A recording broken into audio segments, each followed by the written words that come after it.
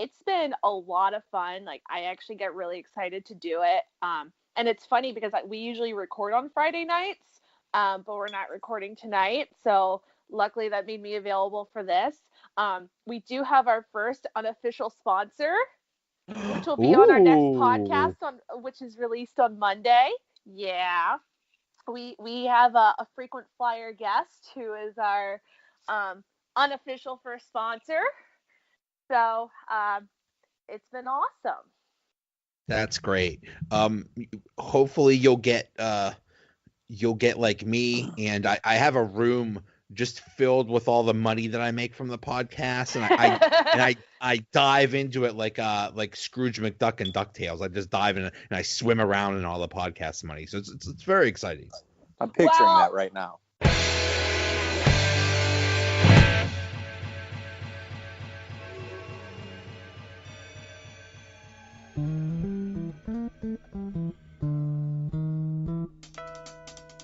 What's going on, everybody? Welcome to another episode of the Donut Bag, part of the Pulse Podcast Network and the Pod Hub Network. This episode, it's the debut of our Dollars to Donut segment, where me and Coach Warzu make our best bets for the weekend. And we're joined by Ashley Wright from the Open Mic Podcast. This was recorded on a Friday night. It's the day before snowmaggeddon in Pittsburgh. I think we're getting 5 to 8 inches or something like that. Oh my goodness. Get the milk and bread. And we make our picks, but for the most part, we just goof off. Anyway, the Donut Bag starts right now. So now for the debut of our betting segment, where we make picks of games that are happening this weekend. With me is frequent guest to the show, Coach Warzu. What's up, sir? How you doing, guys? This is kind of your baby, isn't it? You've been asking for this for a long time. I mean, yeah. I mean, ever since fantasy football in the 6th grade. I mean, parlay cards floating around homeroom and in the schools, and I love this stuff. Really, tugs on the heartstrings. Yeah, it's nice when you can think about it as a child. All the gambling you did. It's so. You know what? It brings me back. It's just a simpler. I mean, not that I've ever left. Yeah. And her first time on the podcast, Ashley Wright. She is at Ash for DDD. That's a lot of D's. You can blame Twitter for taking my nickname. Oh, yeah. Yeah, I mean, if you're going to be a big star, you can't have a Twitter handle like that. It has to be something straight to the point. Yeah. Well, that's why I have a Twitter for both my YouTube channel and my podcast. Oh, my word. By the way, the podcast is Open Mic Couch, where we talk about everything and nothing all at the same time. And then Chirping from the Box is actually a hockey YouTube channel. I admit I've been on a little bit of a hiatus because the NHL season's been really boring, or maybe I'm just that ticked off that Bettman's in the Hall of Fame. Who knows? But we are revamping it, and we're adding a co-host. But seriously, Joey, thank you so much for having me on. I love listening to your show, and I'm glad to finally be a part of it. Well, I'll tell you what, Joey, can I say something? I mean, this is a true pro. I mean, she even has all these plugs right off the bat. I love it. I know. I've got a little secret for you. I actually I have a communication degree, and fun fact, I interned at WPXI and with Pitt Media Relations in college. So I do have training. Wait, so like you've met Kevin Benson and who's the big shot when you were at WPXI? Fedco. Oh, Fedco! God, I'm so sorry. She's not there for the man, the true legend. Well, legend in the making, Mike Holden. Oh my God, I don't know if you know this. Mike Holden he's it's my life goal to have Mike Holden on the show. Nobody's got his footage on it. Well, and that's the thing. I was with PXI. So I graduated in 11, so 8 years ago. I was with Fedco, Richie, Albie, and Bill. Oh, Richie Walsh was on WPXI at the time. Yes.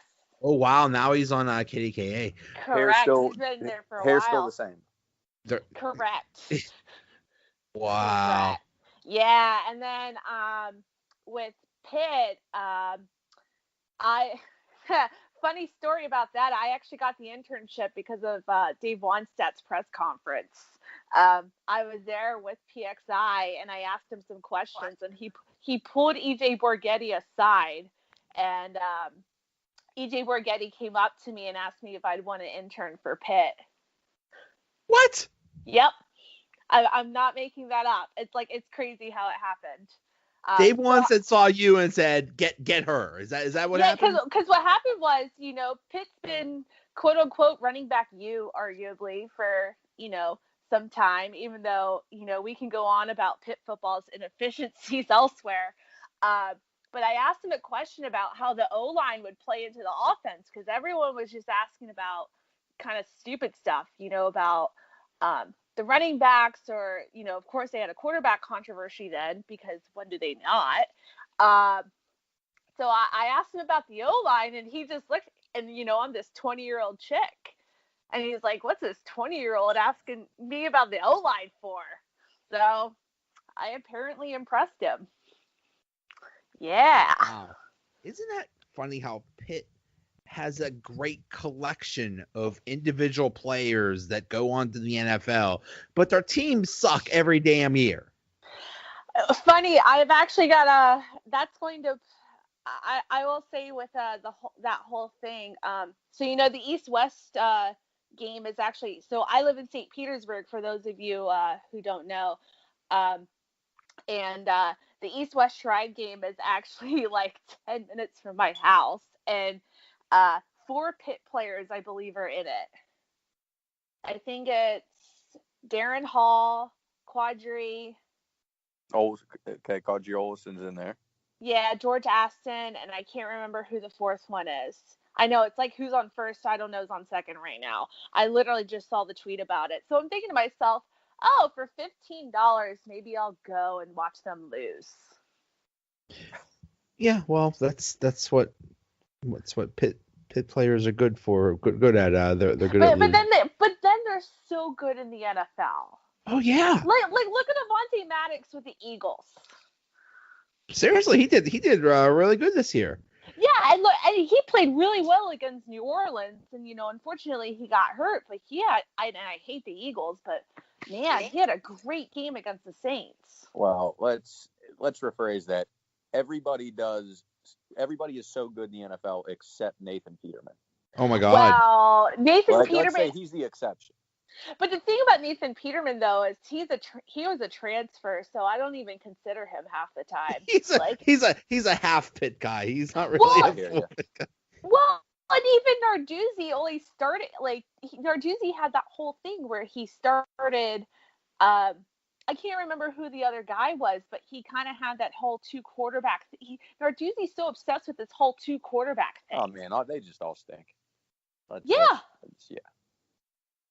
I'm so disappointed in Narduzzi, but I go to Pitt games, and the highlight of every Pitt game is, let's see what Pitt players in the NFL are doing this week, and it's like some great highlight of Aaron Donald or Larry Fitzgerald or Shady McCoy or something like that. It's like we have if we all put all the Pitt players on one NFL team, it'd be a pretty good team. But yeah, you need a different quarterback than Nathan Peterman. Yeah. It's just, well, and it's so funny going to Pitt games, because they always like you said, they always highlight the pros and the alumni during halftime. It's like, hey, can you guys suit up and just play for them? Because I'm pretty sure you could win this game. Oh yeah.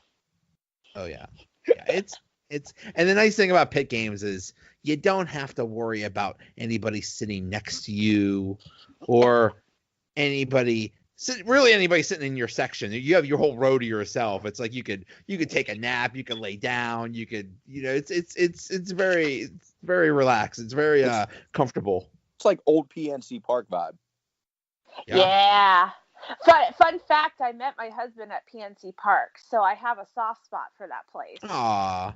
Yeah. Yeah. And and the funniest part was that game that we were supposed to go to was rained out anyway. And we didn't go to the makeup game because I think I had class. And then he's from Ohio and he couldn't come back for it. So yeah, we met at a rain out. And I think it took him like 2 years to finally go to his first Pirates game.